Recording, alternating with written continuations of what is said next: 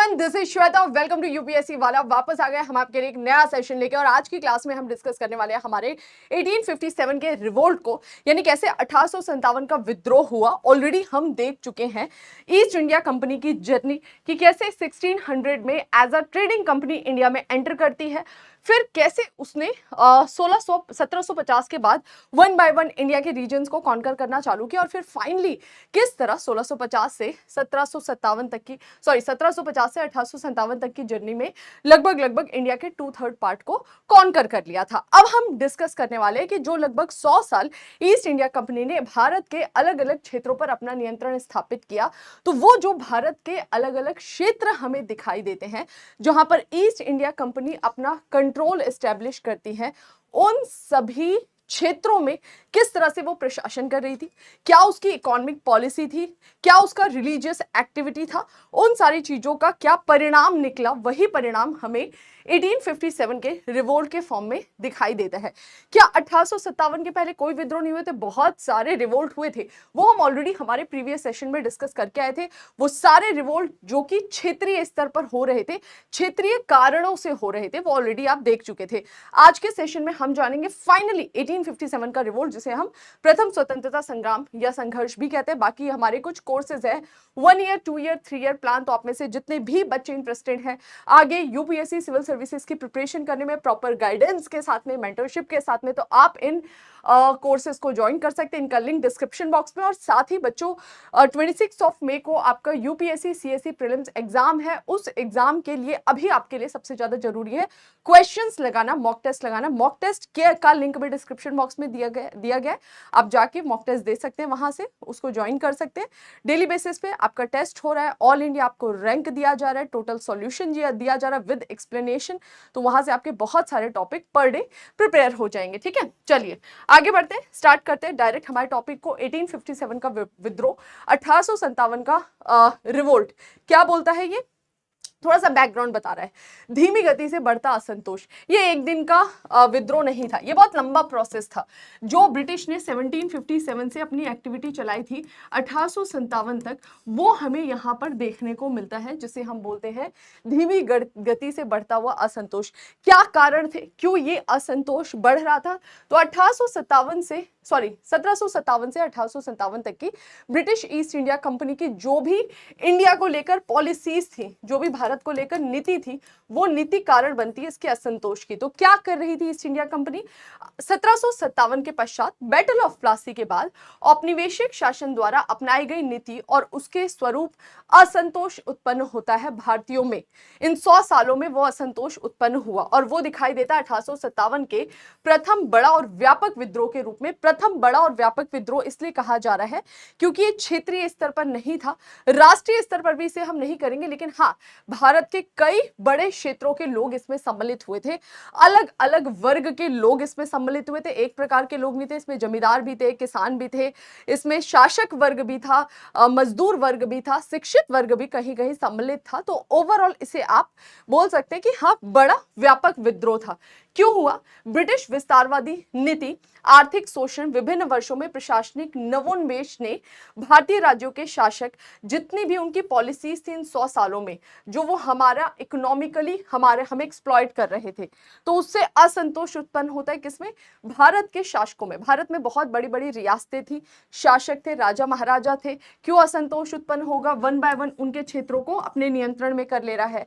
सिपाहियों में असंतोष। कौन से सिपाही? ब्रिटिश इंडियन आर्मी, जो ब्रिटिश भारतीय सेना है, उसमें भारतीयों को सम्मिलित तो किया जा रहा है, लेकिन उनके साथ में गलत बर्ताव किया जा रहा है। जो जमींदार वर्ग थे, लगातार इतना ज्यादा लगान लगाया जा रहा है जिसकी वसूली करने में वो असमर्थ हो जा रहे हैं, और वो जमींदारों की जमींदारियां नीलाम हो रही हैं। किसान वर्ग, जिसपे दिन पर दिन लगानों का बढ़ता बोझ, और ऊपर से कई बड़े बड़े अकाल और महामारी से करोड़ों की संख्या में इनकी मृत्यु हो रही है। व्यापारी वर्ग, व्यापारियों का तो बुरा हाल हो जाता है, क्योंकि जैसे ही ब्रिटेन में इंडस्ट्रियलाइजेशन हो रहा है, इनकी स्थिति बुरी हो रही है, भारत में व्यापार धीरे धीरे खत्म हो रहा है। व्यापारी जो भारतीय लेवल पर काम कर रहे थे वो अब उतना फल फूल नहीं रहे। शिल्पकारों का भी बुरा हाल है क्योंकि ब्रिटेन में इंडस्ट्रियलाइजेशन आ चुका है। ब्रिटेन के व्यापारी बड़ी मात्रा में वहां पर जो सामान बना रहे हैं उसको भारत के बाजार में उतार दे रहे, और ये शिल्पकार उनके आगे टिक नहीं पाते हैं। पंडित हैं, मौलवी हैं, इन सभी की स्थिति प्रतिकूल रूप से प्रभावित हुई, क्योंकि पंडित और मौलवी को संरक्षण कौन देते थे? शासक वर्ग कौन देते थे? जमींदार वर्ग। जब यही नहीं बचेंगे तो पंडित और मौलवी को क्या ब्रिटिश एंटरटेन करने वाले? नहीं, ब्रिटिश क्यों एंटरटेन करेंगे? ब्रिटिश हमको क्या फर्क पड़ा है तुम्हारा, हमको क्या काम है? तो इनकी स्थिति खराब होगी। जब इनकी स्थिति खराब होगी तो ये भी ईस्ट इंडिया कंपनी के खिलाफ हो जाएंगे। तो ये सारे रीजंस की वजह से धीरे धीरे असंतोष उत्पन्न हो रहा है। यह धीमी गति से बढ़ता असंतोष 1857 में एक हिंसक तूफान के रूप में भड़का, जिसने भारत में ब्रिटिश साम्राज्य की नींव को हिला दिया। और ये एक वर्ग ने, अलग अलग वर्गों का जो असंतोष था, इसने ऐसा रिबेलियन, ऐसा विद्रोह शो किया जो ब्रिटिश के लिए सोचने वाली स्थिति थी। क्या किया ब्रिटिश ने इसके बाद वो आपको मैं बताऊंगी थोड़ी देर में। 1757 से 1857, ये जो 100 वर्ष की अवधि के दौरान ब्रिटिश पॉलिसीज चला रहे थे, अपनी धार्मिक राजनीतिक गतिविधियां चला रहे थे। जनजातीय विद्रोह हमें इस समय दिखाई देते हैं। जो भी ब्रिटिश धार्मिक गतिविधि चला रहे, राजनीतिक गतिविधि चला रहे, इससे क्या हो रहा है? लोगों में धीरे धीरे हिंसात्मक प्रवृत्ति आ रही है। ब्रिटिश कुछ गलत पॉलिसी लेकर आ रहे हैं, लोगों का शोषण हो रहा है, एक टाइम पे वो विद्रोह कर दे रहे हैं। जनजाति विद्रोह हो रहा है, जनजातियों के क्षेत्र में घुस जा रहे हैं। हमने प्रीवियस लेक्चर में देखा था। किसान विद्रोह हो रहा है, किसानों पे बड़ा भारी लगान लगाया जा रहा है। दंगे, असैन्य नागरिक विद्रोह। तो ये ऐसा नहीं है कि 1857 का विद्रोह पहली बार दिखाई दिया। राइटर बोलता है ऐसे छोटे छोटे विद्रोह ऑलरेडी चल रहे थे, जो बाद में एक बड़ी हिंसा के रूप में सामने आएगा। आदिवासी अंग्रेजों की भूमि बंदोबस्त नीतियों से असंतुष्ट थे। ये हम ऑलरेडी पढ़कर आ चुके हैं कि इंडिया में जो भी ट्राइबल रीजन से, स्पेशली मैं बात करूं, ये सेंट्रल इंडिया वाला पार्ट, ये ईस्टर्न इंडिया वाला पार्ट, ये नॉर्थ ईस्टर्न इंडिया वाला पार्ट, यहाँ पे लगातार ब्रिटिश ऐसी पॉलिसीज चला रही थी, जैसे इनकी झूम खेती को बंद कर रही थी, विभिन्न वनों को आरक्षित कर रही थी। इसके अलावा इन पर अलग अलग तरीके के कर और लगान लगा रही थी, और धार्मिक रूप से भी कई जो इनके रिचुअल्स थे, जैसे नरबली और बहुत सारी चीजें थी जिनको ब्रिटिश बंद कर रही थी, इन्हें कानूनी दायरे में ला रही थी। और जनजातीय, जिनका अपना एक संस्कृति, अपनी एक बोली, भाषा, रीति रिवाज, उनके लिए जंगल ही उनका घर था। जब उनसे उन्हें दूर किया जा रहा था तो उनका विद्रोह सामने आता। तो ये सारी चीजें हमें यहाँ पर दिखाई देती है। ठीक है, ईस्ट इंडिया कंपनी के शासन के बेहद शुरुआती दिनों में उसके विरुद्ध विभिन्न क्षेत्रों में विभिन्न कारणों से विद्रोह हुए। ऐसा नहीं है कि रिवोल्ट 1857 में, पहले भी अलग अलग क्षेत्रों में विद्रोह हो रहे थे, लेकिन छोटे क्षेत्र के विद्रोह थे। ईस्ट इंडिया कंपनी खुद ब खुद उसको भारत में मैनेज कर ले रही थी। ठीक है, और 1857 का विद्रोह जो अभी आप पढ़ेंगे, ऐसा नहीं है कि इसके बाद विद्रोह नहीं होगा। इसके बाद भी क्षेत्रीय विद्रोह तो देखो लगातार ही चलते रहे। 1857 के पहले भी चल रहे थे, बाद में भी चलेंगे, लेकिन एक ये बड़ा विद्रोह था जहां पर दिखाई दिया कि एक्चुअल में इंडियंस असंतुष्ट है ईस्ट इंडिया कंपनी की पॉलिसीज से। दक्षिण, पूर्व, पश्चिम और पूर्वोत्तर क्षेत्रों में महत्वपूर्ण विद्रोह हुए, जिन्हें कंपनी ने बर्बरता पूर्वक कुचल दिया। बोल रहा है कि विभिन्न क्षेत्रों में विद्रोह तो हो रहे थे, ये मुझे आपको बताने की जरूरत नहीं है, प्रीवियस लेक्चर में हमने बहुत डिटेल से जाना था। तो वो जो सारे विद्रोह हो रहे थे, किसान विद्रोह, आमजन विद्रोह या जनजातीय विद्रोह, वो ब्रिटिश के सामने आए, लेकिन ब्रिटिश उसको हिंसा, बर्बरता पूर्वक कुचल दे रही थी। अब ये वाला विद्रोह ऐसा था जिसने एक्चुअल में ब्रिटिश के सामने चैलेंज दिया। क्या रीजन था 1857 के रिवोल्ट के? तो देखो, ये रीजन जब आप पढ़ोगे आपको लगेगा सब कुछ तो हम पढ़कर आ रहे हैं, तो ऑलरेडी सब कुछ आपने पढ़ रखा है, लेकिन थोड़ा सा पढ़ लेते, किताब में चैप्टर दिया है, जान लेते हैं मुख्य कारण क्या थे 1857 के रिवोल्ट के। आपसे कोई भी पूछा जाएगा तो आप क्या बोल देते हो?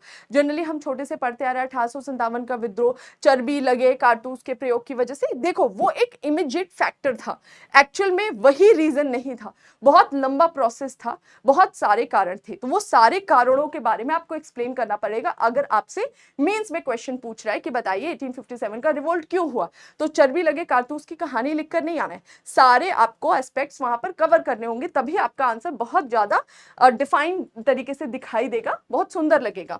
1857 का भारतीय विद्रोह, जिसे प्रथम भारतीय स्वतंत्रता संग्राम, सिपाही विद्रोह, भारतीय विद्रोह के नाम से भी जाना जाता है।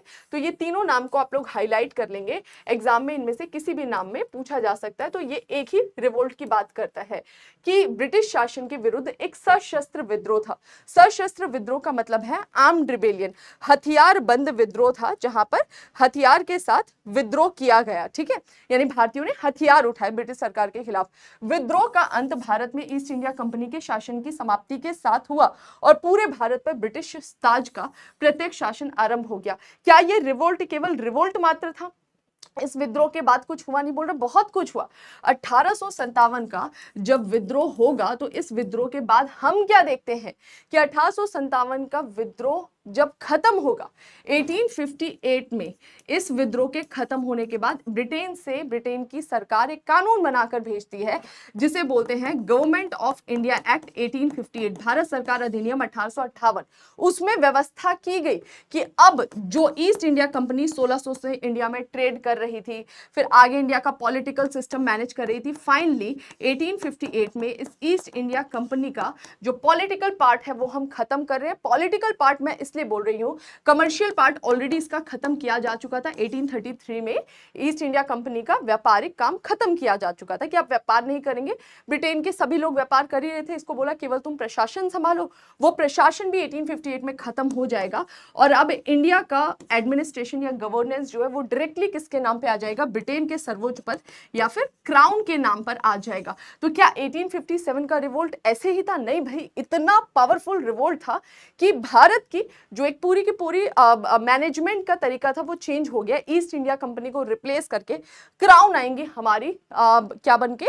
हमदर्द बनके कि देखो मैं दूर बैठी थी, मुझे पता नहीं था तुमको एक्सप्लॉइट किया जा रहा, पता लगा है तो मैं तुम्हारा एक्सप्लॉइटेशन थोड़ी होने दूंगी, मैं हटाऊंगी इस ईस्ट इंडिया कंपनी को। और हटा दिया उसी दिन ईस्ट इंडिया कंपनी को। 1857 के विद्रोह के राजनीतिक, आर्थिक, धार्मिक, सैनिक, सामाजिक कारण थे। अब राइटर बोल रहा है कि 1857 के विद्रोह के कारण कौन कौन से थे। तो कारण को आप बहुत अच्छे से डिवाइड कर सकते हैं कि कौन से सामाजिक कारण थे, समाज में क्या चल रहा था जिसकी वजह से विद्रोह हुआ, कौन से आर्थिक कारण थे, आर्थिक रूप से क्या कर रही थी ईस्ट इंडिया कंपनी, धार्मिक रूप से क्या कर रही थी, राजनीतिक रूप से।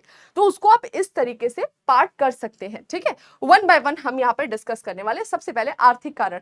देखो, आर्थिक कारण सिंपल सा है कि ईस्ट इंडिया कंपनी जब आप पर रूल कर रही है, भारत के क्षेत्रों को जीत रही है, तो सबसे पहले वो यहाँ पे तगड़ा सा लगान लगाएगी, है ना।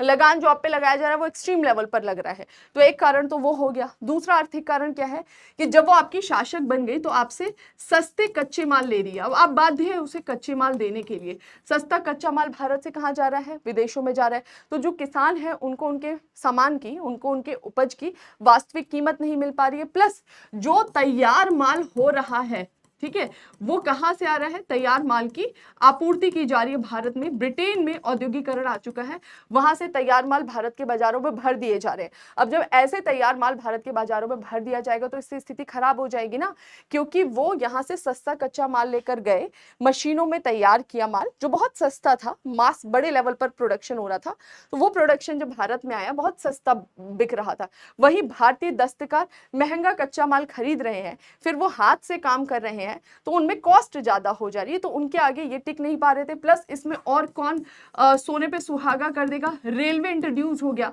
रेलवे इंट्रोड्यूस हो गया तो भारत के दूर दराज के गांव से सस्ता कच्चा माल और ज्यादा मात्रा में उठेगा और दूर दराज गांव में ब्रिटिश कंपनी के तैयार माल की आपूर्ति होगी। तो गांव गांव में ब्रिटिश माल पहुंच जा रहा है और लोगों को पता भी नहीं है, और भारतीय दस्तकार उससे निपट जाएंगे। तो इकोनॉमिकली हमारा लॉस। प्लस चलो, इंडिया का मार्केट तो हमारा गया, हमारे पास में एक तगड़ा फॉरेन मार्केट था, ये तो हम पढ़कर आए। यूरोप में हमारे भारतीय वस्तु की बहुत ज्यादा डिमांड थी, लेकिन ब्रिटिश क्या कर रहे हैं? भारत से जो वस्तुएं जा रही हैं ब्रिटेन में, उन वस्तुओं के लिए क्या कर दे रहे हैं? तगड़ा आयात शुल्क लगा दे रहे हैं। आयात शुल्क या फिर भारत में निर्यात शुल्क बढ़ा दे रहे हैं कि भारत से जितनी भी वस्तुएं बाहर जाएंगी ब्रिटेन में, तो उन पर तगड़ा क्या लगेगा?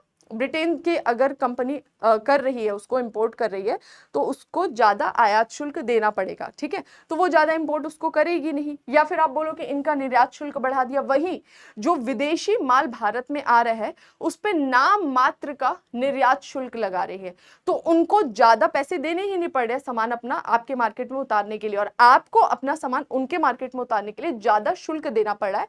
तो आप उनके मार्केट में सामान उतारेंगे ही नहीं। 2 रुपए का सामान 3 रुपए शुल्क लग जाएगा, 5 रुपए का सामान आपका वहां पे कौन खरीदेगा, लेकिन उनका 2 रुपए का सामान और 50 पैसे शुल्क लगेगा तो वो 2.5 रुपए का सामान आपके यहाँ पे इजीली बेच जाएंगे। समझ में आ गया? तो ना केवल हमारे आंतरिक व्यापार बल्कि हमारे बाह्य व्यापार को भी ठेस पहुंचाई। प्लस रेलवे को इंट्रोड्यूस कर दिया। रेलवे भारत में बिछा, लेकिन वो रेल कैसे बिछ रही है? ब्रिटेन की कंपनी इन्वेस्ट कर रही है इंडियन रेल में, वहां से लोहा इस्पात आ रहा है भारत में, पटरियां बिछाई जा रही हैं। आप सोचिए, लोहा इस्पात उद्योग भारत में डाला जा सकता लेकिन नहीं डाला गया। तो कुल मिला के जो ये रेलवे आया, इस रेलवे में जो पैसा लगा ब्रिटेन की कंपनियों का, वो पैसे ब्याज पर लगे थे। तो भारत सरकार अब हर सालाना उसका ब्याज दे रही थी। मूल तो जाएगा ही जाएगा, ब्याज भी भारत से कहां जा रहा है? बाहर जा रहा है। तो ये क्या है? इकोनॉमिकली हम वीक हो रहे हैं ना। जितने भी भारत में बड़े बड़े पद हैं, उन पदों पे ब्रिटिश अधिकारियों की नियुक्ति हो रही है। तो भारत से सैलरी भी, इकोनॉमिकली पॉलिसी इनकी इतनी गंदी थी ना कि आप देख सकते हैं लगातार भारत से बाहर पैसा जा रहा है। भारत से निर्यात हो रहा है बड़े मात्रा में, लेकिन कच्चे माल का, तैयार माल का निर्यात नहीं हो पा रहा है। बाहर का मार्केट हमारा पूरी तरह से यहाँ पे खत्म किया जा रहा है। तो बस यही बोल रहा है, ये रीजन था जो फाइनली हमें दिखाई देगा कि ईस्ट इंडिया कंपनी भारत के उद्योग धंधों को नष्ट कर दिया। श्रमिकों से बलपूर्वक अधिक से अधिक श्रम करा रही थी, उन्हें कम पारिश्रमिक दे रही थी। भारत में जिन कच्चे माल की इनको जरूरत थी, जैसे नील की जरूरत थी, सूत की जरूरत थी, तो ऐसे कच्चे माल के प्रोडक्शन के लिए श्रमिकों को बाध्य कर रहे थे। जगह जगह जमीन लेकर, वहां पर रेंट पर जमीन लेके वहां पे श्रमिकों को लगा रहे थे। कहीं चाय की खेती करवा रहे थे, कहीं नील की खेती करवा रहे थे, जबरन करवा रहे थे, और उनको पारिश्रमिक बहुत कम दिया जाता था। अब वो किससे शिकायत करती? सरकार से। सरकार भी किसकी? ब्रिटिश की। व्यापारी भी किसके? ब्रिटेन के। तो कुल मिला के कुछ हो नहीं पा रहा था। तो हम फाइनली क्या हो जाते हैं? विद्रोह करेंगे ना। इसी तरह लगातार अकाल और बाढ़ की स्थिति हमें पता लगता है कि बंगाल में ब्रिटिश रूल करने के बाद से 1770 में, 1765 के बाद 1770 में एक बहुत भीषण अकाल पड़ा। उसमें लगभग 1 करोड़ से ज्यादा लोग मारे गए। तो ये इनकी इकोनॉमिक पॉलिसी थी, जिसके कारण ऐसी स्थिति उत्पन्न हुई। भाई, जब भी किसी देश में अकाल पड़े, भारत मानसून प्रभावित देश है, ऐसी स्थिति उत्पन्न हो सकती है। लेकिन उस समय गवर्नमेंट ने बहुत सारी फैसिलिटी करी होती ना, हेल्थ फैसिलिटी, जैसे कोविड आया उस समय पे पेंडेमिक में, और बहुत सारा ऐसा कि फूड ग्रेन सिक्योर करा रहता है, स्टोर करा रहता है, उसको बाहर निकाल दिया जाता है लोगों के आपूर्ति के लिए। लेकिन यहाँ पे गवर्नमेंट चुप्पी साधी रही थी, 1 करोड़ लोग मारे गए थे। तो फिर ये सारी इनकी इकोनॉमिक पॉलिसी का परिणाम था कि ऐसी स्थिति उत्पन्न हुई कि बंगाल में ही 1 करोड़ लोग साफ हो गए। सन 1813 में कंपनी ने एक तरफा मुक्त व्यापार की नीति अपनाई। एक तरफा मुक्त व्यापार का मतलब है कि जो भारत का व्यापार अभी तक केवल ईस्ट इंडिया कंपनी कर सकती थी ब्रिटेन से, अब वो खोल दिया गया पूरे ब्रिटेन के लिए। यानी पूरे ब्रिटेन के जितने भी व्यापारी है, कोई भी भारत में मुंह उठा के आता 1813 के बाद और लगातार व्यापार कर सकता था, भारत से कच्चा माल ले जाता, बड़ी मात्रा में तैयार माल लाता। तो ये जो एक तरफा मुक्त व्यापार इनके लिए था, मुक्त व्यापार, ये मुक्त व्यापार कर सकते थे। इससे हमारा भारतीय व्यापारी पूरी तरह से खत्म हो जाएगा। इकोनॉमिकली हमारी स्थिति बहुत दयनीय हो जाएगी। भारत में बनी चीजों पर उच्च करारोपण प्रशुल्क लगाए जाते थे। उसी समय ब्रिटेन में बनी वस्तु पे निम्न कर लगा के उन्हें भारत में आयात के लिए भेज दिया जाता था। ये हमारा, जब बहुत ज्यादा हम टैक्स पे करेंगे तो हम कैसे उसको बाहर निकालेंगे? कोई खरीदेगा ही नहीं ना, मार्केट खत्म हो जाएगा। उन पर तुम निम्न लगा रहे हो ताकि उनका मार्केट बना रहे। ठीक है।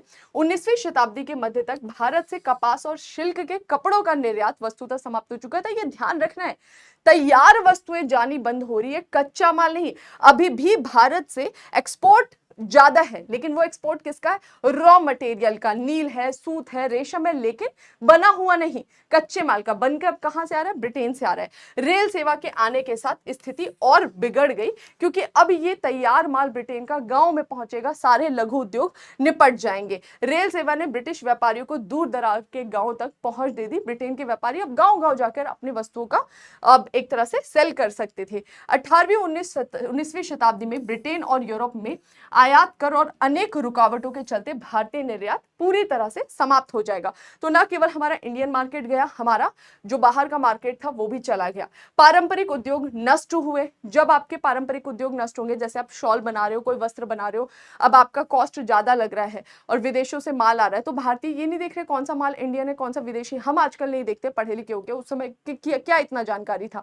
तो वो विदेशी माल को खरीदते थे और जो भारतीय माल है वो बिक ही नहीं रहा था। तो व्यापारी भाग जाएंगे ना, वो क्या करेंगे? वो कृषि की ओर जाएंगे। उससे क्या होगा? कृषि पे और बोझ बढ़ेगा। ठीक है, ऊपर से ये खेती के सुधार पर कुछ काम ही नहीं कर रही थी। आज हमारी सरकार टैक्स ले, रेवेन्यू ले, उसका कुछ पार्ट किस में देती है? इरिगेशन फैसिलिटी के लिए कैनाल्स वगैरह बनाएगी, आपके लिए फर्टिलाइजर पे सब्सिडी देती है। ऐसा कुछ ये कर ही नहीं रहे थे, तो दिन पर दिन खेती की स्थिति बर्बाद हो रही थी। निम्न वर्गीय कृषक और मजदूरों की स्थिति और दयनीय थी, और राजा और नवाब, उनकी स्थिति भी कहाँ ठीक थी? जहां के राजा थे, जहां के नवाब थे, उनसे उनका क्षेत्र लेकर उनको अपना जगह जगह पेंशन भोगी बना दिया कि तुम पेंशन पर ही हमारे सरवाइव करो। ठीक है, भारत से प्राप्त खनिज संसाधन सस्ते श्रम के बल पर अंग्रेजों ने अपने उद्योग धंधों का विकास चरम पे पहुंचा दिया। मतलब यहां से तुम सस्ते से सस्ता कच्चा माल ले जा रहे हो। इवन भारत से व्यापार, जैसे नील की बहुत डिमांड थी यूरोप में, भारतीय नील की, तो वो क्या कर रहे थे? भारत के नील में इन्वेस्ट कर रहे थे, और भारत के किसानों को मजबूर किया जा रहा था ऋण देकर कि तुम नील की खेती करो। इवन ये किया जा रहा था कहीं कहीं पे, ब्रिटेन के व्यापारी, ब्रिटेन के जो आम आदमी काम करते थे, जॉब करते थे, नौकरी से रिजाइन मार के भारत आ रहे हैं कि हमको नील का व्यापार करना है, यहाँ पे रेंट पे जमीन लेके और फिर उस पर श्रमिकों से नील की खेती कराए थे। हालांकि वो सक्सेसफुल नहीं हुए, लेकिन फिर भी ये इस तरह से सस्ते श्रम और खनिज संसाधनों के बल पर लगातार भारत का एक्सप्लॉइट कर रहे थे इकोनॉमिकली। आपने देखा है बहुत सारे चाय के बगान, उसमें ऐसे श्रमिकों को लगा देते थे, बॉन्डेड लेबर, उनसे बॉन्ड कर लिया जाता था, ना छुट्टी मिलती थी, ना घर जाना, ये सारी उनकी दयनीय स्थिति थी। ठीक है, आगे बढ़ते हैं। राजनीतिक कारण, इकोनॉमिक रीजन क्या है वो तो मैंने आपको एक छोटे से सिनॉप्सिस में ही बता दिया, ये तो केवल लिखा हुआ है। अब राजनीतिक कारण क्या थे? पॉलिटिकली ये क्या कर रही थी? देखो, पॉलिटिकली तो गंद मचा रही थी ये। कैसे? जैसे ही आपने देखा वेलेजली, डलहौजी, इन्होंने आके बड़े लेवल पर चीजें खराब की। वेलेजली जब भारत में आया था तो वो भारत के क्षेत्रों को कंट्रोल करना चाह रहा था, लेकिन उसे डायरेक्ट कंट्रोल करने में डर था। तो वेलेजली एक पॉलिसी लेकर आया था, सहायक संधि। सहायक संधि क्या था कि भाई किसी भी क्षेत्र पे डायरेक्ट कंट्रोल मत करो, उसको हराओ और हरा कर उसके राजा को वहां रूल करने दो, लेकिन उस राजा के दरबार में अपना एक रेजिडेंट बिठा दो, अपनी सेना और एक प्रमुख को बिठा दो। वो सेना और प्रमुख उसके क्षेत्र में रहेंगे, राजा ही उसका भरण पोषण करेगी और वो राजा की मदद करेंगे, बाह्य आक्रमणों से उसे बचाएंगे। लेकिन एक्चुअली ये रेजिडेंट क्या करते थे? पूरी तरह से कंट्रोल कर लेते थे उनके इंटरनल मैटर, एक्सटर्नल मैटर, कोई भी आंतरिक या बाह्य मामले होते थे उसमें सारे डिसीजन में ये पार्ट करने लग गए थे। उनको कोई डिसीजन फ्रीली नहीं लेने देते थे, तो ये इनडायरेक्ट कंट्रोल था। आगे डलहौजी आता है, तो डलहौजी इस काम को पूरा कर देता है। डलहौजी बोलते क्या अब इनडायरेक्ट, बहुत दिन हो गए, अब इनको डायरेक्ट कंट्रोल करते हैं। तो डलहौजी एक सिद्धांत लेकर आता है जिसको व्यवगत पॉलिसी बोलते हैं, डॉक्ट्रिन ऑफ लैप्स, जिसमें डलहौजी ने दो कारणों को देकर भारत के बड़े मात्रा में जो ऐसे क्षेत्र थे, बड़ी संख्या में ऐसे क्षेत्र थे जिस पर इनडायरेक्टली कंट्रोल था, उसको डायरेक्टली कंट्रोल में ले आया। एक तो डलहौजी ने बोला कि ऐसे सभी क्षेत्र जिसका डायरेक्ट उत्तराधिकारी नहीं है, यानी राजा का अपना खुद का बेटा नहीं है, दत्तक पुत्र या गोद लिया हुआ पुत्र है, उसको हम उत्तराधिकारी नहीं मानेंगे। उत्तराधिकारी सिद्धांत से हम ये पॉलिसी हटा रहे हैं और ऐसे सभी क्षेत्रों को हम अपने नियंत्रण में कर रहे हैं। दूसरा, डलहौजी ने कई सारे क्षेत्रों पर कुशासन का आरोप लगाया कि ये क्षेत्र के राजा यहाँ पे अच्छे से रूल नहीं कर रहे, हमें ऐसा पता लगा है, हमारी रेजिडेंट ने रिपोर्ट दिया है, तो अब हम क्या करते हैं, तुम्हारे क्षेत्र को अपने में सम्मिलित करें। तो ये थी इनकी राजनीतिक नीति कि लगातार इन्होंने क्या करा, सहायक संधि व्यवगत के सिद्धांत से भारत की बड़े बड़े क्षेत्रों, रियासतों को अपने में मिला लिया। तो वो रियासतें क्या, रियासतों के जो राजा महाराजा थे वो कहीं ना कहीं असंतोष व्यक्त करेंगे। जो आम लोग उन रियासतों के राजा के प्रति श्रद्धा रखते थे उनमें भी असंतोष था। आगे बोल रहा है यहाँ पे कि फैक्ट बता रहा है कि डलहौजी ने कैसे इन सभी क्षेत्रों को अपने नियंत्रण में करा। ये आप देख लेंगे, क्षेत्रों के नाम याद कर लेना, एग्जाम के लिए थोड़ा सा इंपॉर्टेंट है। ये पूछा जा सकता है कि व्यवगत के सिद्धांत में किन किन क्षेत्रों को मिलाया गया था। ठीक है, प्रशासनिक कारण क्या थे, कैसा ये हमारा एडमिनिस्ट्रेशन कर रहे थे? एडमिनिस्ट्रेशन भी अच्छे से नहीं कर रहे थे। हमें पता है कि कंपनी प्रशासन में बहुत ज्यादा भ्रष्टाचार व्याप्त था। मतलब ये प्रशासन करते हुए पूरी तरह से भ्रष्ट थे। भ्रष्ट किस सेंस में थे कि भाई भारतीयों को किस तरह से नीचा दिखाया जाए, अपने कैसे ऊंची ऊंची पोस्ट लेकर बेनिफिट लिया जा सकता है, वो ये कर रहे थे। तो कंपनी प्रशासन में व्याप्त भ्रष्टाचार, विशेष रूप से पुलिस, निम्न अधिकारी, अधीनस्थ अदालत, ये सब जो है असंतोष का मुख्य कारण थे। चाहे कोई मैटर हो अदालत में जाए, अगर कोई यूरोपियन है कोई इंडियन है तो नो डाउट यूरोपियन के ही फेवर में मामला जाने वाला है। ठीक है, तो अगर कोई आए आपसे, कंपनी का कोई व्यापारी आपके साथ दुर्व्यवहार करे और आप पुलिस के पास जाओ, कोई एक्शन नहीं, आप कोर्ट में जाओ, कोई एक्शन नहीं। ठीक है, तो इस वजह से क्या होगा, धीरे धीरे जो न्याय देने वाली संरचना है, पुलिस है, कोर्ट है, वो आपके फेवर में काम नहीं, फेवर नहीं मतलब न्यूट्रल होकर काम नहीं करेगी, तो आप असंतोष व्यक्त करेंगे, वो असंतोष व्यक्त होता है। साथ ही ब्रिटिश के नजरों में ये, सॉरी, इंडियंस के नजरों में ब्रिटिश का वास्तविक चरित्र नजर आ रहा था कि ये इंडिया में रूल भले कर रही है, क्योंकि इंडिया में पहले भी बहुत सारे विदेशियों ने रूल करा था, इंडो ग्रीक है, शक है, पार्थियन है, कुषाण है, सुल्तान थे, मुगल्स थे, लेकिन वो सारे विदेशी भारतीय बन गए थे। उनको समझ में आया था कि ये ऐसे विदेशी है जिनका चरित्र भी विदेशी है, कैरेक्टर वाइज भी ये फॉरेनर ही है, ये भारत में रूल कर रहे हैं, लेकिन हमारा रूल एक्चुअली में ये हमारे लिए नहीं कर रहे, अपने लिए कर रहे हैं। तो हमें वो चरित्र समझ में आ रहा था कि क्यों पुलिस हमारे अगेंस्ट काम कर रही है, क्योंकि इनको ब्रिटेन को फायदा पहुंचाना है, तो ये व्यापारी के फेवर में ही डिसीजन देंगे, जज भी उनके फेवर में ही काम करेंगे, ठीक है। तो ये सारी स्थिति अंत में किस में, विद्रोह में दिखाई देगी। सामाजिक धार्मिक कारण, समाज में क्या हो रहा है, समाज में तो ब्रिटिश इसी उद्देश्य से आए थे ना कि देखो हम गोरे हैं, तुम काले हो, तुम असभ्य हो, हम तुमको सभ्य बनाने आए हैं, तो ये यहाँ पे सभ्य बनाने का पूरा ठेका अपनी जिम्मेदारी पे ले लेते हैं। तो सामाजिक धार्मिक कारण क्या था, यहाँ पे राइटर बताता है कि काले और गोरे होने का भेद, बाद में हम बताते हैं कि भाई ऐसा कुछ नहीं, इंडियन हिस्टोरियन सामने आएंगे और इंडिया की हिस्ट्री को सामने रखेंगे, एंशिएंट, मिडेवल, जब ये कुछ भी नहीं थे, इनका अस्तित्व भी नहीं था एंशिएंट टाइम पीरियड में, तो वो काले गोरे का भेद ये समाज में दिखा रहे थे। रोज तुम किसी को नीचा दिखाओ, रंग काला रंग गोरा होना इतना मैटर नहीं करता है, लेकिन अगर आप उस चीज को गंद से दिखाओगे कि ये चीज होना गलत है, तो अपने आप में लोगों में एक हीन भावना आती है, ठीक है। चलो, अंग्रेजों द्वारा भारतीयों को गुलाम समझा जाता था कि तुम तो गुलाम हो, तुम योग्य नहीं हो, तुम इसी लायक हो कि हम तुम पे राज करें और हम तुम्हें सभ्य बनाएं, इसीलिए ईश्वर ने हमें यहाँ पे भेजा है। खुद को हमेशा श्रेष्ठ बताते थे, तो भाई रोज कोई तुमको इस तरह से बेइज्जती करेगा तो तुम क्या करोगे, दिमाग है, हाथ पांव है, शरीर है, दे तमाचा मारोगे ना। तो वही होता है 1857 के रिवोल्ट में।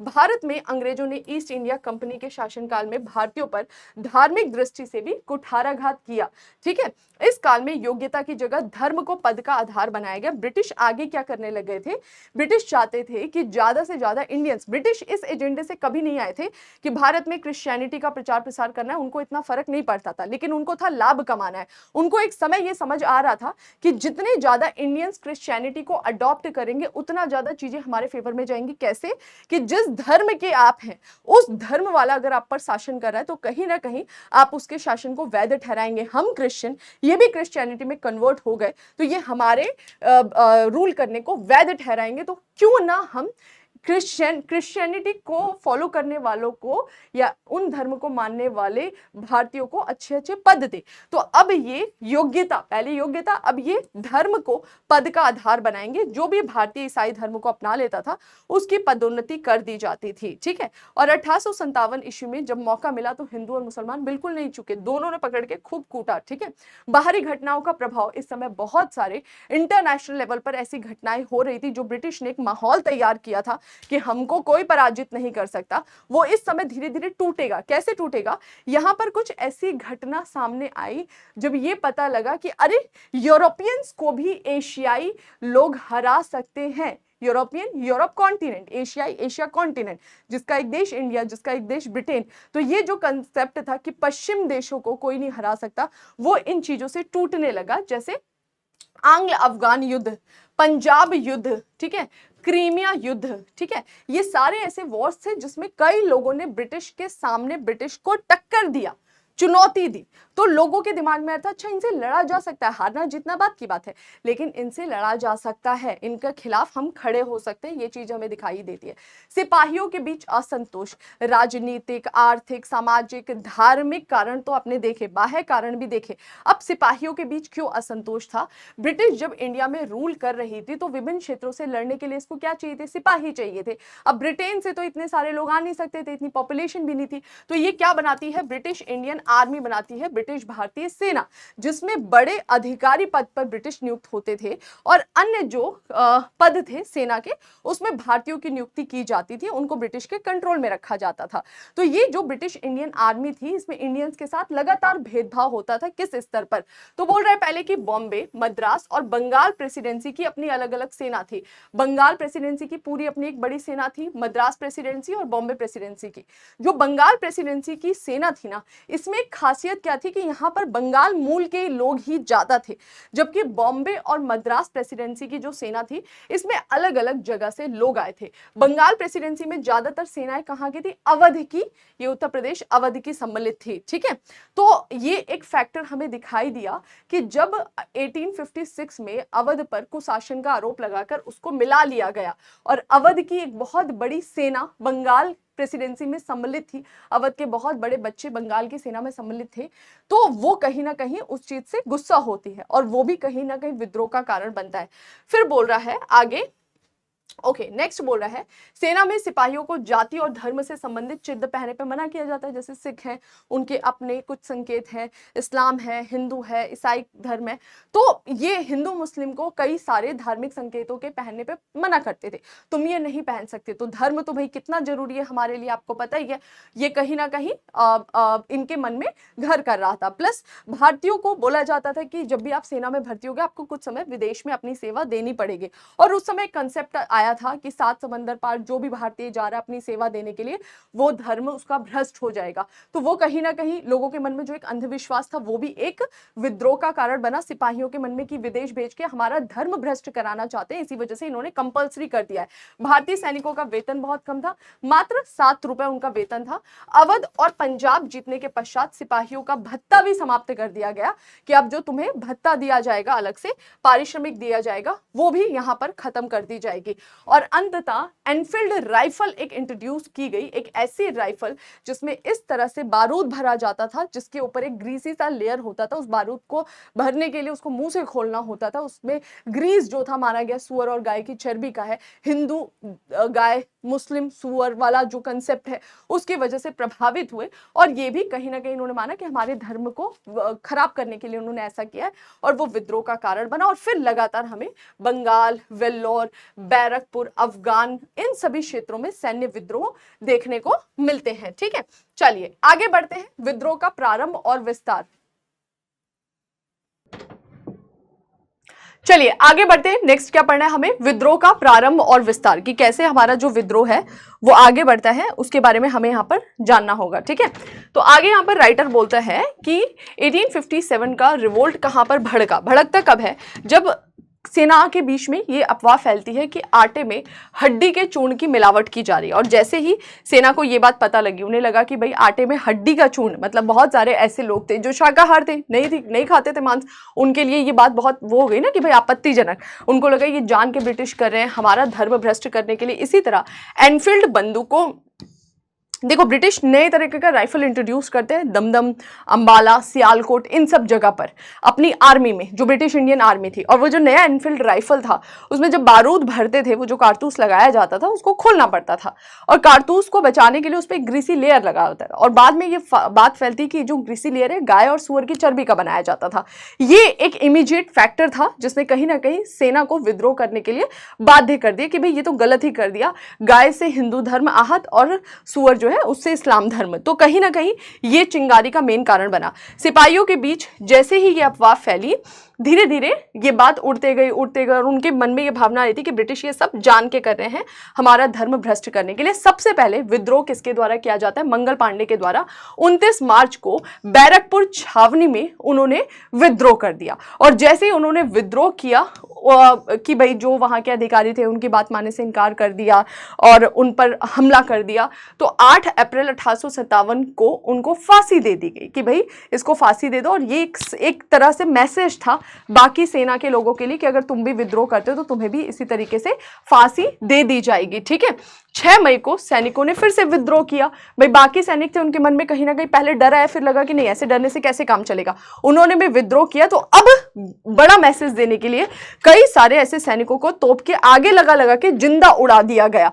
बड़ी संख्या में ऐसे विद्रोही सैनिकों को जेल में बंद कर दिया गया। और फिर सेना ने डिसाइड किया कि हम अब एक बड़ा विद्रोह करेंगे। दूसरे क्षेत्रों के सेना को इन्फॉर्म किया गया कि हम विद्रोह करने वाले हैं, और जो दूसरे क्षेत्र की सेना थी वो दूसरे क्षेत्र की सेना को डेट बताई गई कि हम विद्रोह करेंगे मई के इस पर्टिकुलर डेट में। लेकिन अभी मई का वो डेट आने से पहले ही सैन्य असंतोष इतना बढ़ चुका था ब्रिटिश के इस दमन के कारण कि बहुत कम समय में, बहुत ही पहले समय पूर्व ही 10 मई 1857 को ही सैनिकों ने व्यापक स्तर पर विद्रोह कर दिया और क्रांति की शुरुआत यहीं से हो गई। अब देखो 10 मई 1857 को जैसे ही सेना ने विद्रोह करा, विद्रोह करते ही मेरठ छावनी के स्वतंत्रता, ठीक है ये रिपीट हो गया, आगे बढ़ते हैं। विद्रोह करते ही इन लोगों ने सबसे पहले क्या काम करा कि जो अन्य सेना थे जिनको जेल में बंद किया गया था, उन सारे सैनिकों को छुड़ाया गया, छुड़ाकर उन सारे सैनिकों को आजाद किया गया और फिर स्वतंत्रता के नारे लगाते हुए ये कहाँ चलते हैं, दिल्ली की तरफ मूव करते हैं। दिल्ली की ओर इन्होंने कूच किया और दिल्ली में जो क्रांतिकारी सैनिक थे, जो वहाँ का कमान संभाले हुआ था, कर्नल रिप्ले ब्रिटिश अधिकारी था, सबसे पहले इसकी हत्या कर दी और हत्या करके दिल्ली पे कंट्रोल किया। कंट्रोल करके जब ये ब्रिटिश शासन को खत्म करने की बात कर रहे हैं, ईस्ट इंडिया कंपनी को, तो किसी को तो अपना शासक बनाएंगे ना, तो उन्होंने पुराना जो मुगल बादशाह था उसके प्रति अपना एक सम्मान दर्शाया और पुराने मुगल बादशाह को ही इन्होंने भारत का शासक घोषित कर दिया। ये सूचना मिलते ही अलीगढ़, इटावा, आजमगढ़, गोरखपुर, बुलंदशहर, ये सभी जो क्षेत्र थे वन बाय वन जहां पर ईस्ट इंडिया कंपनी रूल कर रही थी, उन्होंने अपने आप को इंडिपेंडेंट घोषित करना चालू कर दिया कि हम तुम्हारे अधीन नहीं है, हम स्वतंत्र हैं, और विद्रोह करना स्टार्ट कर दिया। तो ये चिंगारी धीरे धीरे फैलती रही। सांकेतिक मुखिया प्रमुख के रूप में बहादुर शाह जफर का चुनाव। यहां पर एक नई चीज सामने आई कि जब ये रिवोल्ट हुआ तो उनके पास कोई प्रॉपर स्ट्रेटेजी नहीं थी कि आगे कोई नया कॉन्स्टिट्यूशन वाला स्ट्रक्चर लाना है, डेमोक्रेसी लाना है, रिपब्लिक सिस्टम नहीं, जो पुराना ढांचा था उसी को ही उन्होंने लागू कर दिया। और दिल्ली में जो जितने भी विद्रोही थे, उन हमें पता लगता है कि उन्होंने दिल्ली क्षेत्र पर नियंत्रण करने के बाद से जो बूढ़ा बहादुर शाह था उसको ही अपना मुगल शासक, जो मुगल शासक था उसको ही अपना भारत का शासक घोषित कर दिया। तो दिल्ली में एंट्री करके स्थानीय इन्फेंट्री और जो बाहर से लोग गए थे मेरठ छावनी के, इन सभी ने मिलकर, जैसे ये वहां पर पहुंचे, स्थानीय इन्वेंट्री, लोकल जो इन्वेंट्री थी वो इनके साथ सम्मिलित हो गए। सम्मिलित मिलकर वन बाय वन जो ब्रिटिश अधिकारी थे उन पर इन्होंने हमला किया, उनसे क्षेत्र छीने, उनकी हत्या की और बहुत ही कम समय में ये जो दिल्ली है उस पर इन्होंने नियंत्रण स्थापित कर लिया और जो बहादुर शाह था इसको शासक बनाया। बहादुर शाह खुद हड़बड़ा रहा था, उसके हाथ पांव फूले हुए थे, ये क्या हो रहा है भाई, मैं कैसे शासक बन रहा हूँ, और मैं बन भी गया तो मैं कैसे मैनेज करूंगा। ना तो इसके पास कोई स्ट्रेटेजी थी और ना ही लीडिंग कैपेसिटी थी। ओके, इस एकमात्र कार्य से सिपाहियों ने सिपाही विद्रोह को क्रांतिकारी युद्ध में तब्दील कर दिया। सिपाही विद्रोह से क्रांतिकारी युद्ध इसलिए हो गया क्योंकि इन्होंने एक अपना शासक घोषित किया और इन्होंने स्वतंत्रता की बात की कि हम ईस्ट इंडिया कंपनी से खुद को आजाद मान रहे हैं। ठीक है, अब धीरे धीरे बाकी के जो भारतीय रियासतें थी, रजवाड़े थी, वन बाय वन वो भी इस वॉर में सम्मिलित हो गई और बहादुर शाह जफर को बोला गया, इन सेना के जो भी कर्मचारी थे या सैनिक थे, इन्होंने बोला कि हम चाहते हैं कि आप इसको लीड करें मतलब बाकी रियासतों को भी आप लेटर लिखें। तो बाकी जितने भी रजवाड़े थी, रियासतें थी, उनको लेटर लिखा गया बहादुर शाह जफर के द्वारा, डरते डराते, और बहादुर शाह जफर ने लेटर लिखकर उनको बोला कि भाई हम चाहते हैं कि आप सभी इस युद्ध में सम्मिलित हो और हमारा साथ दे। तो वन बाय वन जितने भी अन्य क्षेत्रों के प्रमुख या शासक थे, बहादुर शाह जफर ने उन्हें लेटर लिखा। समस्त बंगाल, अवध, रोहेलखंड, दोआब, बुंदेलखंड, मध्य भारत, बिहार, ये सभी जो है ये इस युद्ध में शामिल हो गए। बेसिकली ये वॉर जो है ना इन्हीं क्षेत्रों में ज्यादा हमें दिखाई देता है। भारत का दक्षिणी हिस्सा, भारत का पश्चिमी हिस्सा, भारत का उत्तर पूर्वी हिस्सा इसमें सम्मिलित नहीं था। विद्रोह में लोगों की सहभागिता, हमें पता लगता है कि सबसे ज्यादा विद्रोह में संयुक्त प्रांत जो है उत्तर प्रदेश वाला, अवध वाला जो हिस्सा है, यहाँ के लोग सम्मिलित हुए। विद्रोह में हमें किसान दिखाई दी क्योंकि किसान तो भाई कहीं ना कहीं उनसे ज्यादा लगान वसूला जा रहा है, तो किसानों की भागीदारी दिखाई दी। दस्तकार जिनका पूरा व्यापार समाप्त कर दिया, उद्योग समाप्त कर दिए, वो सम्मिलित दिखाई देंगे।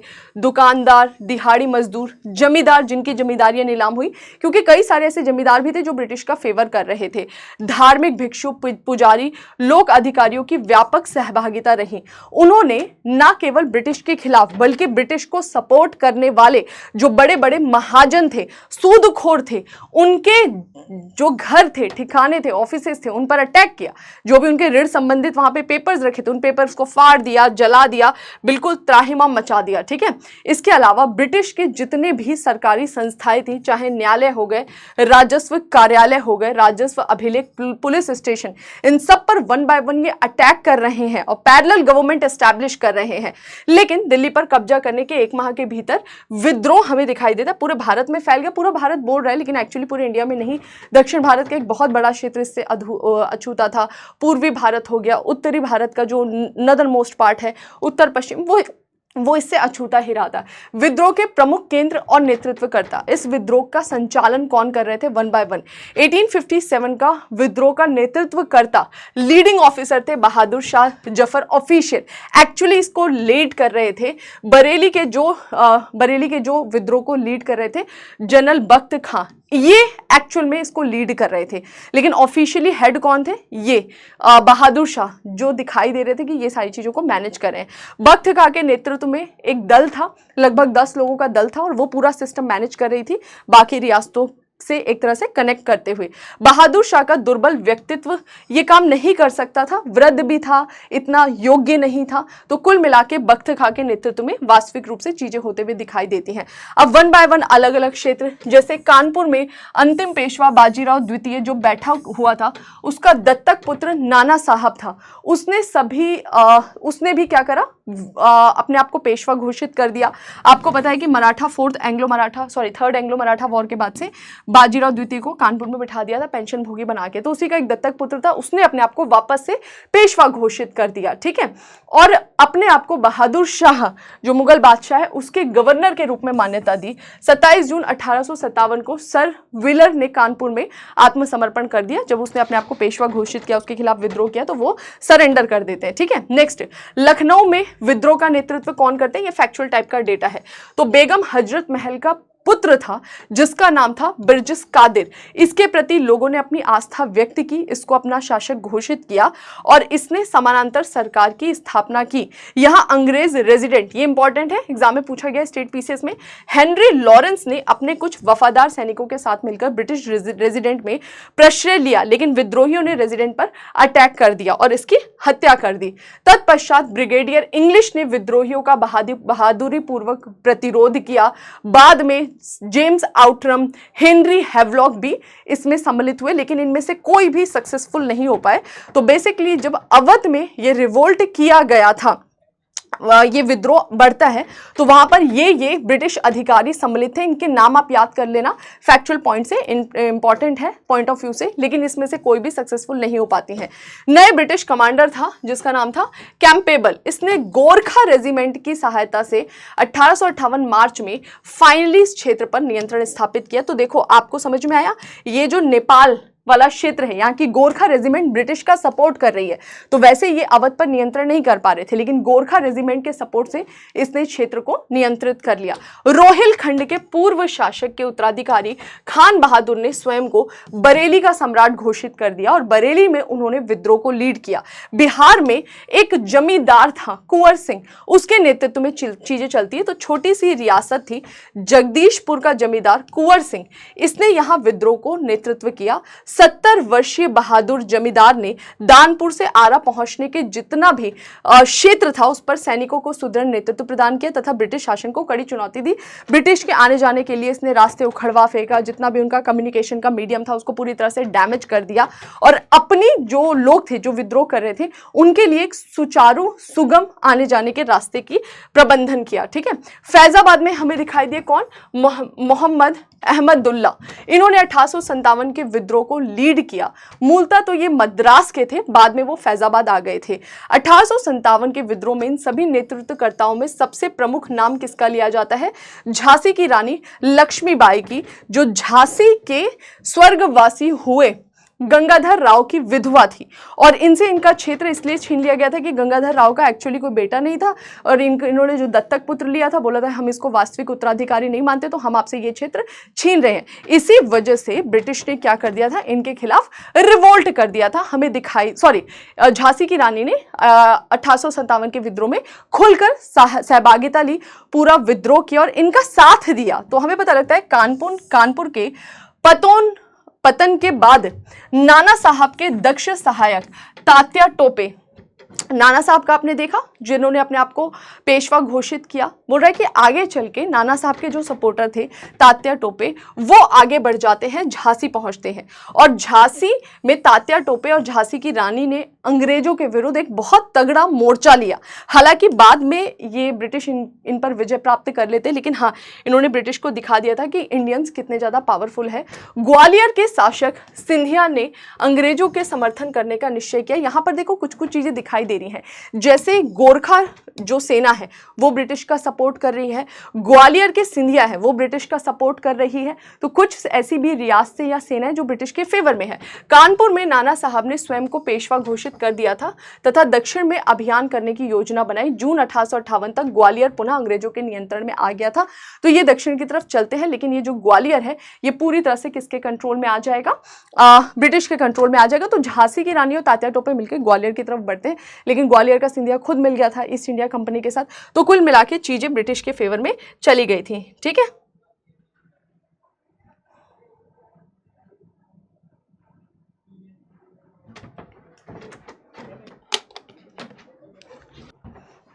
ओके तो चलिए आगे बढ़ते हैं। विद्रोह का दमन। अब ये तो आपने पढ़ लिया कि हमने रिवोल्ट किया, अलग अलग लोग इसमें सम्मिलित हुए। रिवोल्ट क्यों हुआ? क्या ये रिवोल्ट को दबाया गया? बिल्कुल, पूरी तरह से इस विद्रोह को दबा दिया गया था। कैसे हुआ था विद्रोह का दमन?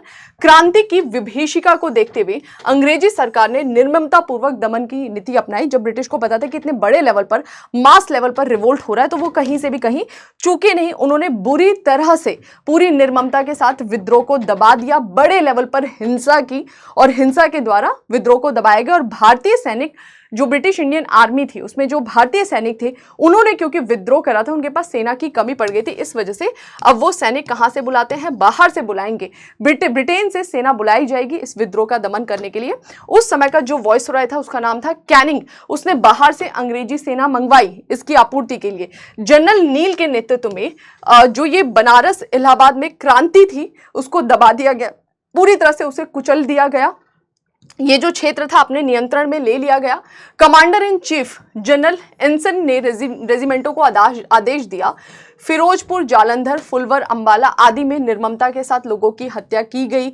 हत्या कर करके लोगों का जो डेड बॉडी था उसको पेड़ों पे लटकाया जा रहा था गांव-गांव में, ताकि लोगों के अंदर वो डर फैले, डर फैलाने की कोशिश की जा रही थी। अंग्रेजों ने प्रलोभन देकर बहादुर शाह को फाइनली गिरफ्तार कर लिया, यानी भारतीय को ही अपने में मिला लिया। कई सारे ऐसे भारतीय रियासत थे, शासक थे, उन्हें मिला लिया और बहादुर शाह को फाइनली अरेस्ट कर लिया गया था। उसके दोनों बच्चों को कब्जा कर लिया गया था। उसके पुत्रों की हत्या कर दी गई ताकि आगे कोई उसका उत्तराधिकारी ना रह सके, और यहीं पर मुगल बादशाह का पद भी समाप्त कर दिया गया ताकि दोबारा ऐसी स्थिति उत्पन्न ना हो सके। वहीं सिख और मद्रासी सैनिकों को अपने पक्ष में कर लिया, क्योंकि इन लोगों ने ब्रिटिश जो इंडियन गवर्नमेंट थी उसको फेवर किया था। 1857 के रिवोल्ट में सिख सेना ने उसकी सहायता की थी।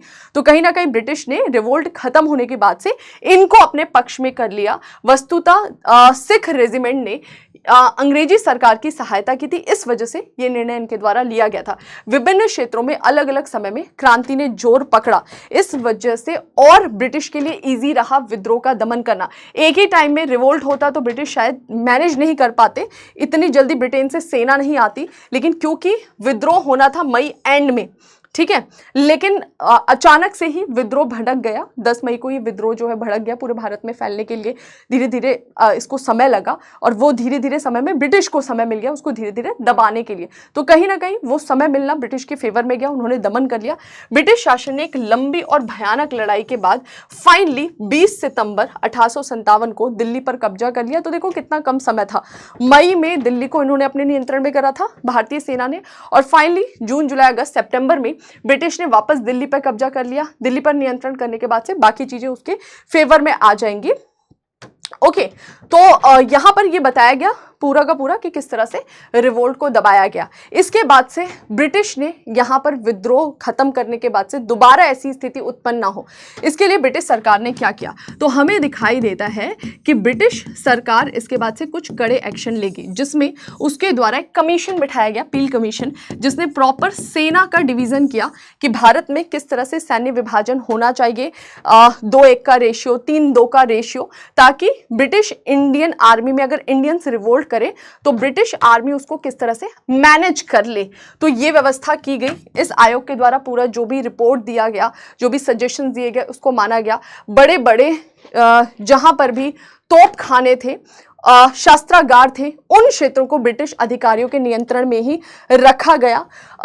रेजिमेंट को डिवाइड किया गया धर्म के आधार पे, गोरखा सैनिक, सिख सैनिक, ताकि उनमें म्यूचुअली आपस में तो एकता बनी रहे, गोरखाओं के बीच में गोरखा को लेकर, सिख के बीच में सिख को लेकर, और एक दूसरे के प्रति विरोध बना रहे। उस आधार पर उन्होंने डिवीजन करने की कोशिश की। नेक्स्ट हमने देखा कि मुस्लिम हिंदू को जो यहाँ पे एकता दिखाई दी, उसको तोड़ने के लिए बड़े लेवल पर मुस्लिम्स का दमन करेगी ब्रिटिश इंडियन गवर्नमेंट, कि मुस्लिम का दमन करो, ताकि मुस्लिम्स जब इस बार दमन हो जाएगा तो अगली बार हिंदुओं का सपोर्ट करने से पहले 100 बार कतराएंगे कि देखो तुम्हारे साथ रिवोल्ट में गए, तुम तो बच गए, हमारा जो है हमें एक्सप्लॉइट किया गया। तो मुस्लिम्स का बड़े लेवल पर दमन करके विद्रोह डालने की कोशिश की गई, जो आपस में फूट डालने की कोशिश जो है वो हमें यहाँ पर दिखाई देती है। सबसे बड़ा जो इसने डिसीजन लिया कि ईस्ट इंडिया कंपनी को अब खत्म कर देते हैं। ब्रिटिश गवर्नमेंट के ये किसी भी काम की नहीं थी, और इसकी जगह पर इंडिया में क्राउन रूल लाया गया। और इन्हें पता था कि अब भारतीयों को थोड़ा सा अपने पक्ष में करना पड़ेगा, तो इन्होंने भारतीयों को अपने पक्ष में करने के लिए बोला कि अब हम भारत के किसी भी रियासत का अधिग्रहण नहीं करेंगे। इन्होंने ये बात बोला कि अब हम किसी रियासत का अधिग्रहण नहीं करेंगे, और नहीं भी किया, क्योंकि ऑलरेडी ये भारत के 2/3 महत्वपूर्ण क्षेत्रों पर अधिकार कर चुके थे। इन्होंने बोला अब इंडिया में क्राउन रूल लगेगा और इंडियंस खुद इंडिया के मैनेजमेंट में पार्टिसिपेट करेंगे। तो भारतीयों को भारत के प्रशासन में सम्मिलित करने की यहां से व्यवस्था अपनाई गई, और ये नाम मात्र की थी, जिसको आप पढ़ेंगे एक्ट में जो हमें दिखाई देता है, रेगुलेटिंग एक्ट, सॉरी जो हमें दिखाई देता है 1857 के बाद के एक्ट, 1858 का एक्ट, 1861 का एक्ट, 1892 का एक्ट, ये सारे काउंसिल एक्ट में धीरे धीरे भारतीयों की भर्ती की जाएगी। तो भारतीयों को प्रशासन में सम्मिलित किया गया, लेकिन नाम मात्र की शक्तियां देते हुए। बाद में ब्रिटिश ने यह भी डिसाइड किया कि भाई कुछ ऐसे लोग जिन्होंने हमारा फेवर किया था उनको अपने पक्ष में रखना जरूरी है। सिख है, मद्रासी है, इनको अपने फेवर में, ग्वालियर के सिंधिया। इन्होंने भारतीयों के सामाजिक धार्मिक मामलों में अब ज्यादा हस्तक्षेप करना बंद कर दिया। जो भी इन्होंने सामाजिक धार्मिक सुधार में सहयोग किया था इंडियन स्कॉलर्स का, वो अब ये बंद कर देंगे। इनको समझ में आ गया था कि कई सारे ऐसे लोग थे जिनके धार्मिक मुद्दों में घुसने की वजह से भी वो काफी गुस्से में थे। तो अब ये थोड़ा सा भारतीयों से दूरी बना लेंगे, जो काले गोरे का भेद कर रहे थे वो भी थोड़ा सा यहाँ पर कम करना चालू करेंगे। तो कुल मिला के काफी सारे चेंजेस हमें 1857 के रिवोल्ट के बाद दिखाई दिए। तो बेसिकली इस चैप्टर में हमें यही डिस्कस करना था, पहला विद्रोह क्यों हुआ, उसका कारण क्या था, वो सारे पॉइंट्स आपको पता होने चाहिए। दूसरा आपको पता होना चाहिए कि रिवोल्ट चला कहां से, स्टोरी कहां से थी। तो वो बैरकपुर की छावनी से दिल्ली, और दिल्ली से फिर भारत के अन्य क्षेत्रों में। क्या इस विद्रोह में सभी लोग सम्मिलित थे? आपको ध्यान रखना, नहीं। इस विद्रोह में किसान वर्ग था, इस विद्रोह में मजदूर वर्ग था, इस विद्रोह में सैन्य वर्ग था, लेकिन इस विद्रोह में सभी जमींदार नहीं थे। भारत के जो मध्यम वर्ग था, शिक्षित मध्यम वर्ग, वो तो इस विद्रोह से दूर ही रहा। उसको था कि भाई अगर ब्रिटिश शासन खत्म होगा तो भारत पुरानी रूढ़ी व्यवस्था में चला जाएगा। वो इससे दूर थे। बहुत सारी रियासतें, सिख हो गए या ग्वालियर हो गए, वो लोग इससे दूर रहे। उन्होंने इवन ब्रिटिश गवर्नमेंट का सपोर्ट किया, ठीक है। तो कई सारे ऐसे लोग थे जिन्होंने लगातार इससे दूरी बनाई रही। भारत के बहुत बड़े दक्षिण भारत के हिस्से में यह विद्रोह फैला भी नहीं, पहुंचा भी नहीं। तो कुल मिला के पूरे इंडिया के लेवल पर तो नहीं था। फिर इस विद्रोह का परिणाम क्या हुआ? ब्रिटिश कंटेक्स्ट में तो ये सारे चेंजेस हुए। इंडियन कंटेक्स्ट में हमें क्या परिणाम दिखाई देता है? तो अगर हम भारतीयों के संबंध में बात करें तो हमें पता लगता है कि इस विद्रोह के बाद ही ये स्थिति उत्पन्न होती है। क्या स्थिति उत्पन्न होती है 1857 के विद्रोह के बाद? कि फाइनली भारत में राष्ट्रीयता की भावनाएं, नेशनलिज्म की फीलिंग आई कि हाँ भाई हम सब एक हैं। यहां पर ब्रिटिश का असली चेहरा सामने आया जब उन्होंने निर्ममता पूर्वक भारतीयों का दमन किया। भारतीयों के अंदर वो एक बल मिला उनको कि हाँ हम ब्रिटिश को टक्कर दे सकते हैं, और बहुत सारे चेंजेस इसके बाद सामने आए। ठीक है, हिंदू मुस्लिम एकता हमें यहां पर दिखाई दी, जिससे भारतीयों में और ज्यादा एक मतलब अपनापन जो है, एकता वाला फैक्टर जो है वो हमें दिखाई देगा। ठीक है, तो ये सारे कुछ चेंजेस थे जो हमें इंडियंस में दिखाई देते हैं कि एक नेशनलिज्म वाली फीलिंग जो है वो यहाँ से आनी चालू हो जाती है। ब्रिटिश के खिलाफ वो एक मोर्चा संभाल सकते हैं, ये भी उन्हें समझ आया, और अपनी वीकनेस भी समझ में आ गई कि हमारी वीकनेस क्या, हमारे पास प्रॉपर स्ट्रेटेजी नहीं थी, हमारे पास में प्रॉपर सारे और जो गन वगैरह होते हैं वो सारी चीज़ें हमें नहीं दिखाई देती हैं, हमारे पास में आधुनिक शस्त्रागार नहीं थे, में हमारे पास में कोई इंपॉर्टेंट लीडर नहीं था जो इसको लीड कर सके, तो अपनी कमियां भी हमें यहाँ पर नजर आती है। तो आई होप ये सेशन आपको इन्फॉर्मेटिव लगा होगा। बुक में इसी को थोड़ा सा एक्सप्लेन किया गया है, वहां से आप उसको पढ़ लेंगे, ठीक है। ये चैप्टर इसी के साथ होता है हमारा कंप्लीट। नेक्स्ट चैप्टर में हम डिस्कस करेंगे सोशल रिलीजियस रिफॉर्म क्या क्या इंडिया में किए गए थे, उन सबको आप अच्छे से पढ़िए, रिवीजन करते रहिए, और कोई डाउट है तो आप कमेंट सेक्शन में डेफिनेटली पूछ सकते हैं। मिलते हैं नए सेशन में कुछ इन्फॉर्मेशन के साथ। Thank you.